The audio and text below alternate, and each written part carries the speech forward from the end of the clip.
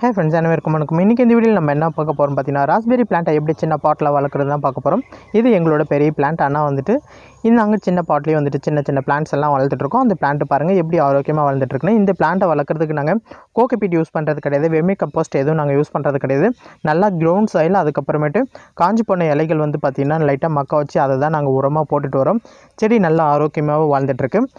இந்த செடி பொறுத்த வரைக்கும் 40 டிகிரி கீழே இருந்ததுன்னா ரொம்பவே காயம் வந்துட்டு சூப்பராக வந்துட்டு வளரும்.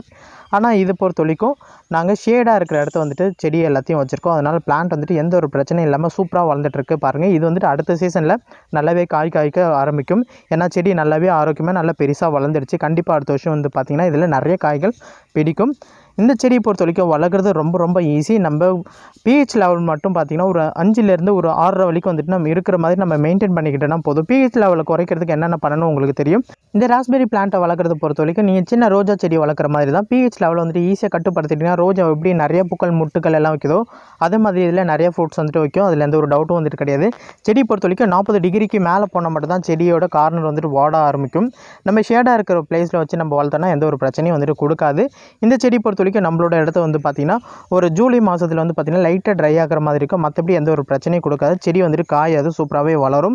நம்ம ரோஸ் பிளான்ட்டுக்கு எந்த மாதிரியான கேர் கொடுக்குறோமோ அதே மாதிரியான கேர் இந்த ராஸ்பெரி பிளான்ட்டுக்கு கொடுத்தா போதும். செடி ஈஸியாக நல்லா வளரும். நல்லா செடி பொறுத்த வரைக்கும் வந்து பார்த்திங்கன்னா ஒரு வருஷத்தில் வந்து இது ஃப்ரூட் வந்து செட் ஆகும். அதில் எந்த ஒரு மாற்றம் கிடையாது. எல்லாமே லேயர்டு பிளான்ட் தான்.